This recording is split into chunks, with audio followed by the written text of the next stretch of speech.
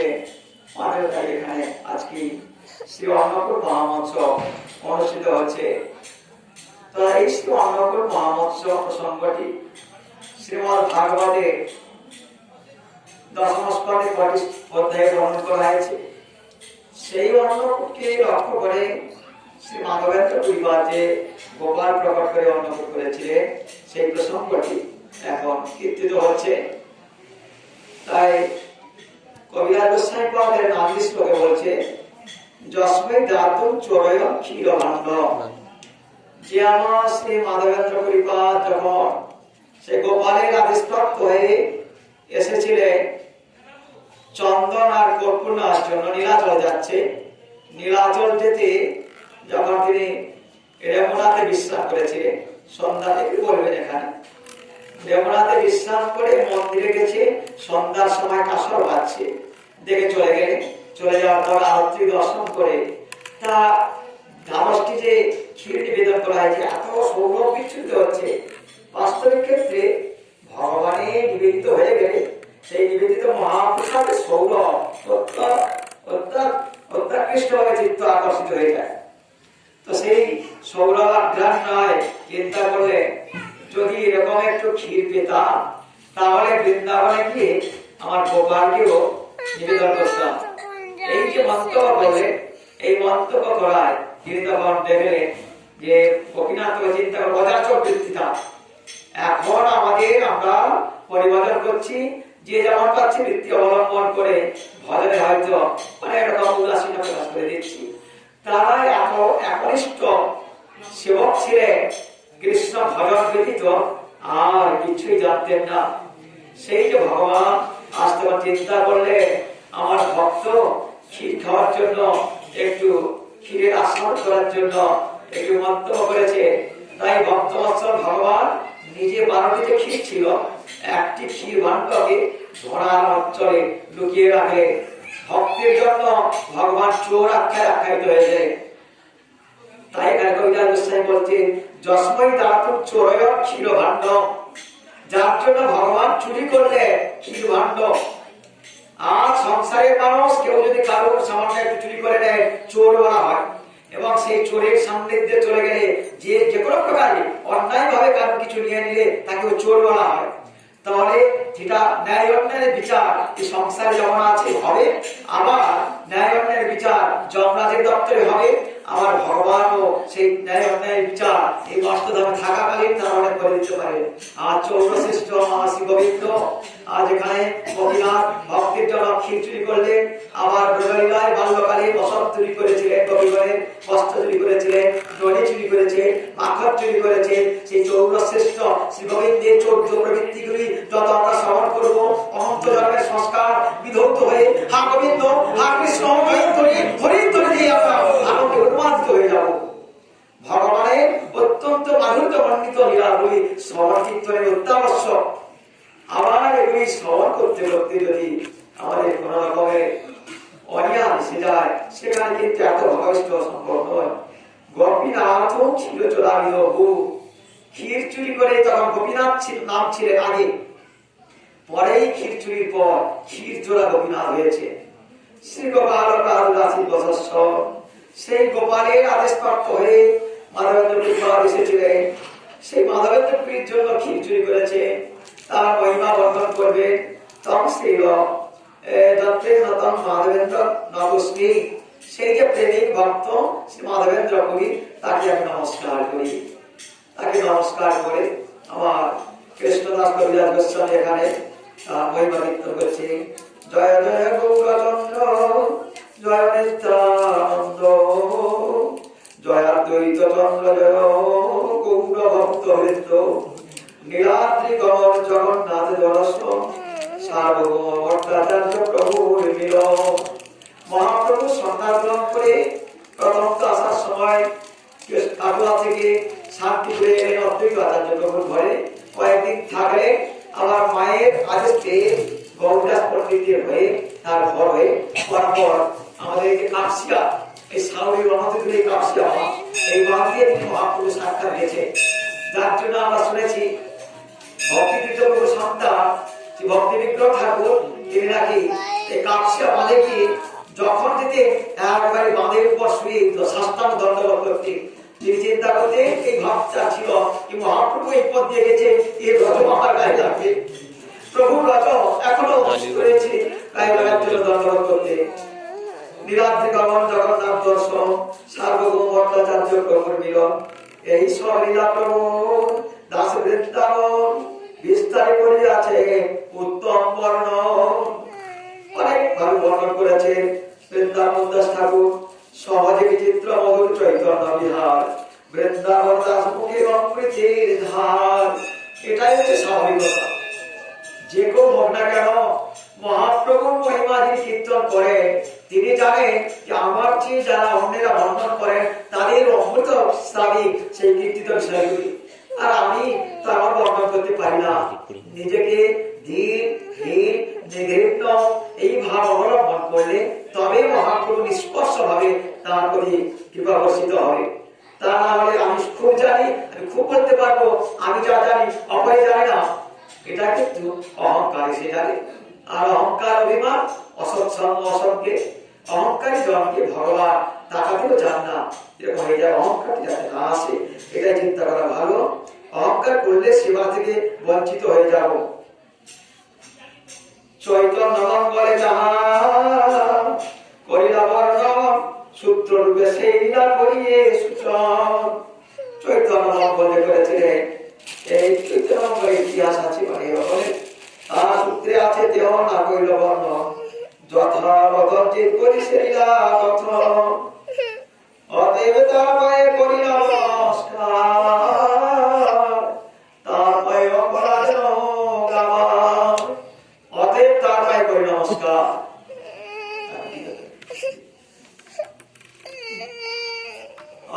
এই কথা মহাপ্রভু চলিলা নীলাচলে, চারি ভক্ত সঙ্গে কৃষ্ণ কীর্তন কুতূহলে। এইভাবে মহাপ্রভু আমার নীলাচলে যাচ্ছে, মহাপ্রভু আছে আর চারজন ভক্ত আছে, তাই যাচ্ছে। ভিক্ষা লাগিয়ে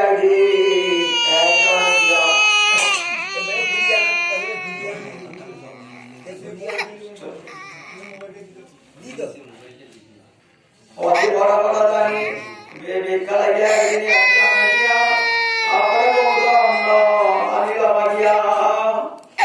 পথে কোন জায়গায় ভিক্ষা করতে হয়, তো কোন সময় নিজে ভিক্ষা করে আনে, সেই মতো দিয়েছে। পথে বড় বড় দানি বিনয় করে, তার সবাই কৃপা করি আইলা রে মুরারি। পথে বড় বড় দানি মানে যে সমস্ত পথের পথ গ্রহণ করে।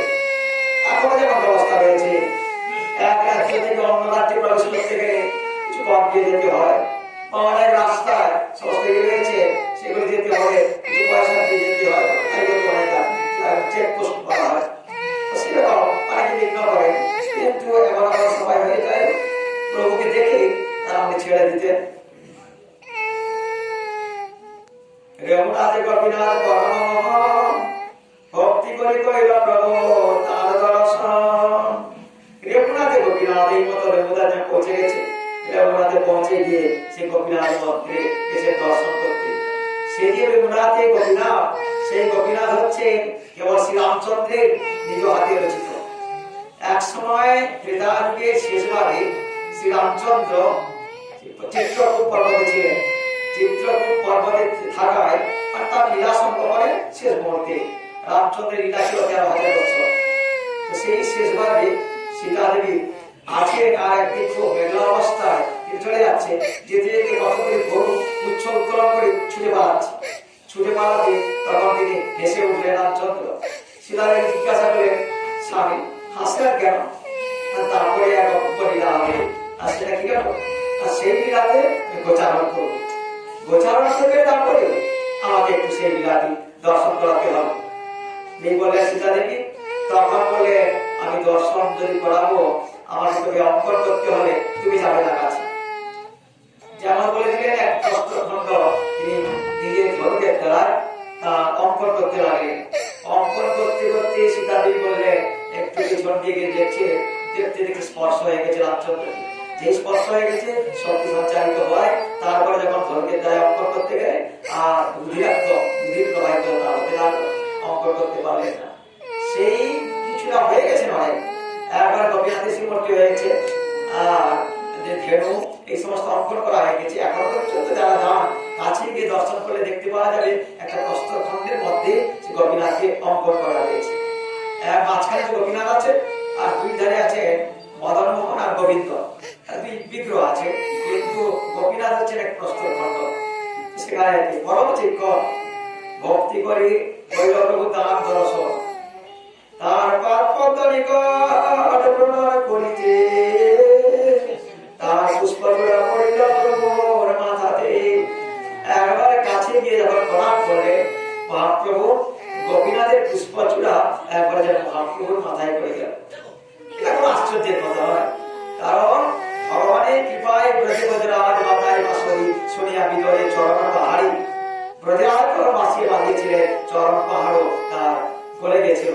এখানে পুষ্পচূড়াটি গোপীনাথ থেকে মহাপ্রভুর কাছে আসতেও এটা বিচিত্র নয়, সেই পড়ে গেল।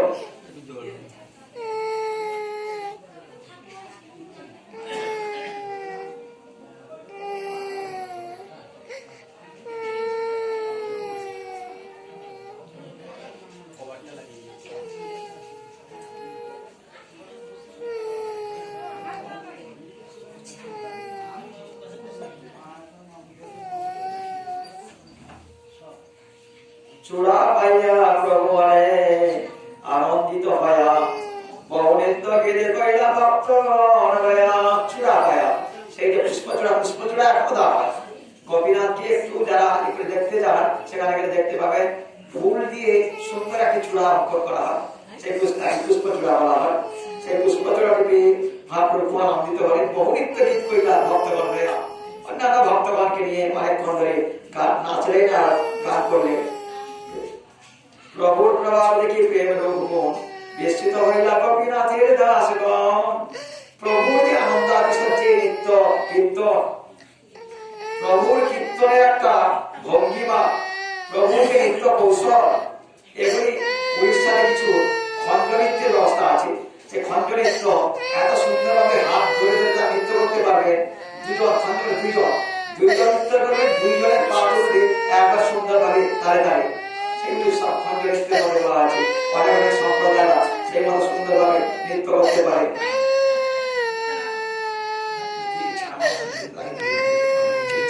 তুমি পালিয়ে যাও, সে কানা বন্ধ করবে,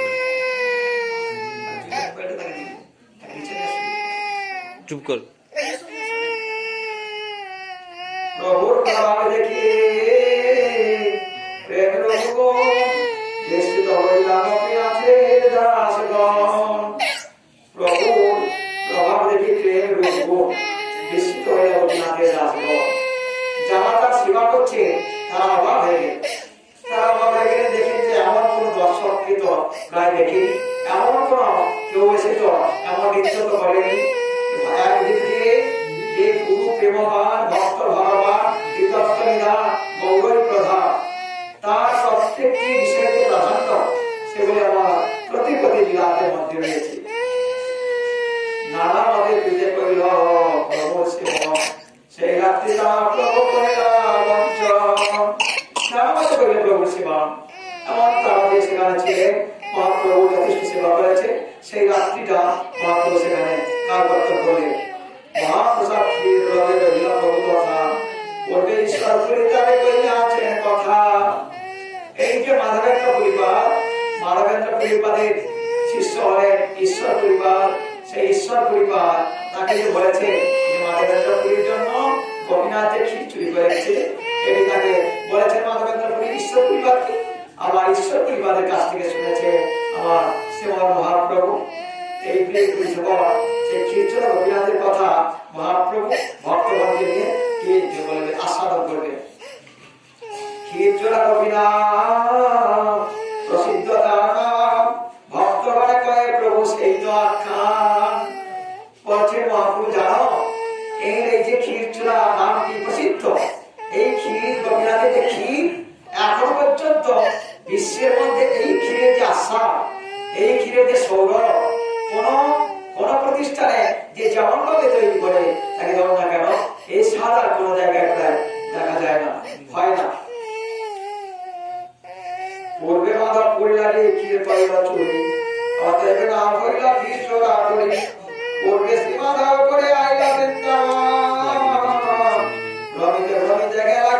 গোবর্ধন। এবার সেই মাধবেন্দ্র পুরীর কাছে চলে গেলে সেই যে মাধবেন্দ্র পুরীপাদ সেই বৃন্দাবনে গোবর্ধন পরিক্রমা করে যে গোবিন্দ কুণ্ডের তীরে অবস্থান করছিলেন সেই বলছে এভাবে ভক্ত রাইতা দিবারাত্রিকে ঘরে উঠে ঘরে করে না নাস্তা পরিভজনশীল যারা ভজন করে একাই থাকুক বহুজন থাকুক, তবে বহুজন থাকলে তারা একটু বিচার করে নেন যারা উত্তম মাটি ভজন করছে উত্তম বলছে যে উত্তম ভক্তের যেগুলি সংজ্ঞা দেওয়া হয়েছে শ্রীমদ ভাগবত বর্ণন করা হয়েছে তারা কিন্তু বিজাতীয় লোকের সঙ্গে ভজন করেন না, নিজে যেই স্তরে ভজন করছে সেই স্তরে বরং বলা হয়েছে শিবভক্তি শ্রেষ্ঠ সোলাতি আশ্রয় গম্ভীর দ্বন্দ্ব সুস্নিগ্ধ হৃদয় হেন ভজন জয় যথায় তার সঙ্গ আসে সরাসরি তারা শিবভক্তি শ্রেষ্ঠ। আমি যে স্তরে ভজন করছি আমার অপেক্ষা উচ্চ স্তরের ভক্তির সঙ্গ করলে তার পরামর্শ নিয়ে আমার উন্নত স্তরের দিকে যাওয়ার সুযোগ পেয়ে যাব। আর যদি বিজাতীয় লোকের সঙ্গে কালকর্তন করি বরং ভজনের স্তর থেকে আরো নিম্নমুখী হয়ে যেতে হয়, যার জন্য তিনি কারোর সঙ্গ করতেন না, একাই একাই থাকতেন। মাধবেন্দ্র কৃপা কৃষ্ণ প্রেম এমনকি মেঘ দেখলে পর্যন্ত প্রেমাতি সত্যি কালী হয়ে যেতেন, একবার ভাবিষ্ট হয়ে যেতেন। প্রেমাত্ম নাই তার দিবারাত্রিকে ঘরে উঠে ঘরে করে নাই স্থান আস্থান। কোন সময় হয়তো কোন কৃষ্ণ লীলা স্মরণ করতে করতে যাচ্ছে প্রেমাতি সত্যি নৃত্য করছেন, নৃত্য করতে করতে মূর্ছাপ্রাপ্ত হয়ে পড়ে যাচ্ছে, স্থান করে নেই। শৈল পরিক্রমা করে গোবিন্দ কুণ্ডে আসি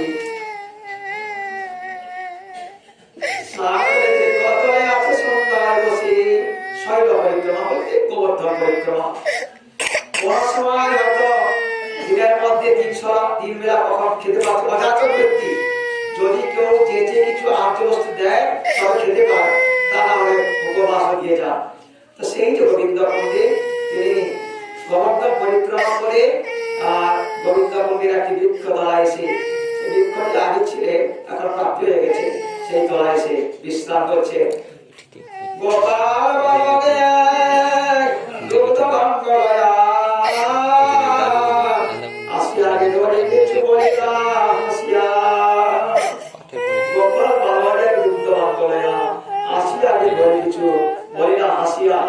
একজন ছোট্ট গোপালক সে সেখানে এসে দুধের একটি গ্লাস নিয়ে এনেছে, সেদিকে কিছু পয়সা করেনি, দুধের গ্লাসটি হাতে আছে, হেসে হেসে বলছে পুরি এই দুগ্ধ লইয়া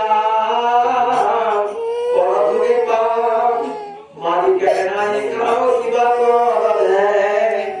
বলছে কি গো মাধব পুরি এখানে কি আর ধ্যান করছো, কারোর কাছে কিছু চাও না, এই নাও এক গ্লাস দুধ এনেছি তুমি দুধ পান করো। বালকের সৌন্দর্যে পুরীর হইল সন্তোষ, তাহার মধুর বাক্যে গেল ঘোষ। ভগবানের মাধুর্যটি বর্ণন করা হয়েছে না, গোসাই পাদ সেদিনকে বর্ণন করলে রাম ভঙ্গের সাথ বিস্তীর্ণ দৃষ্টি বংশী নষ্টাধরে কিশোরে মুঞ্চলাঞ্চন্দ্র কীর্ণ গোবিন্দাক্ষ হরিতন্মিত কেশী তীর্থ উপকণ্ঠী মা প্রেম কৃষ্ণা তব সঙ্গী যদি বন্ধু সঙ্গী তিরঙ্গ। রূপবস্থায় পাঠ করছে হে সকলে, হে বন্ধু তুমি যদি বৃন্দাবন যাও তাহলে কেশী তীর্থে যাবে না, কেশী তীর্থেও যদি চলে যাও কেশী তীর্থের উপকণ্ঠে গোবিন্দ আছে, গোবিন্দকে দর্শন করবে। গোবিন্দকে দর্শন করলে তোমার বন্ধু সঙ্গে রঙ্গ করার প্রবৃত্তি চলে যাবে, আর যদি বন্ধু সঙ্গে রঙ্গ করার প্রবৃত্তি থাকে গোবিন্দ দর্শন করে লাভ নাই। যার জন্য আমার জগদানন্দ পণ্ডিত বলেছেন গোড়ার আমি বললে নাই চলে, গোড়ার আচার গোড়ার প্রচার করলে ফল ফলে, লোক দেখানো গোড়া ভোজা তিলক ধারণ করি, গোপনে অত্যাচার গোড়া ধরে চলি, জগাই বলে যদি একনিষ্ঠ না হইবে দুই নাই নদী পারে দুর্দশা ঘটিবে।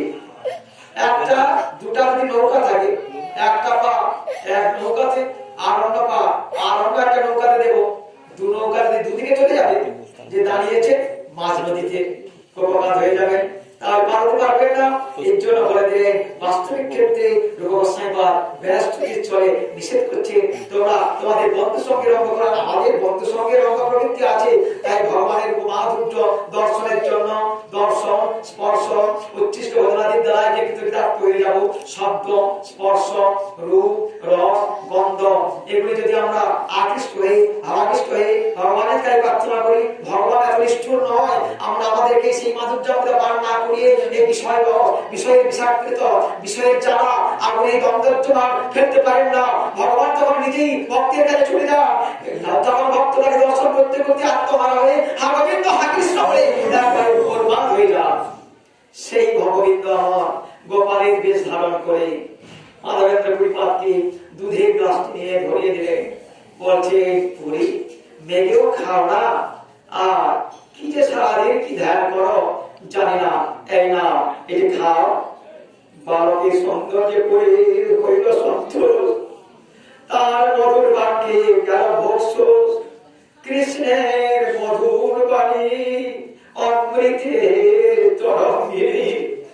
এখানে সাক্ষাৎ কৃষ্ণ মধুর স্বরে মধুর ভাষী হয়ে মাধবেন্দ্র পুরীকে ডাক দিলেন। ডাক দিয়ে আবার নিজ হাতে দুধের গ্লাসটি ধরিয়ে দিয়ে গেলেন। যেমন গীতাতে বলেছে ভগবান জানো অর্জুন অনন্য যে আমার অনন্য ভাবে স্বর্ণাপন্ন অনন্য চিন্তন্ত আমার গীতনা প্রতিপাদতে বিযুক্তানাম যোগ কেম ভাব যে আমার অনন্য ভাবে স্বর্ণাপন্ন হয় আমি মাথায় করে বয়ে দিয়ে আসি।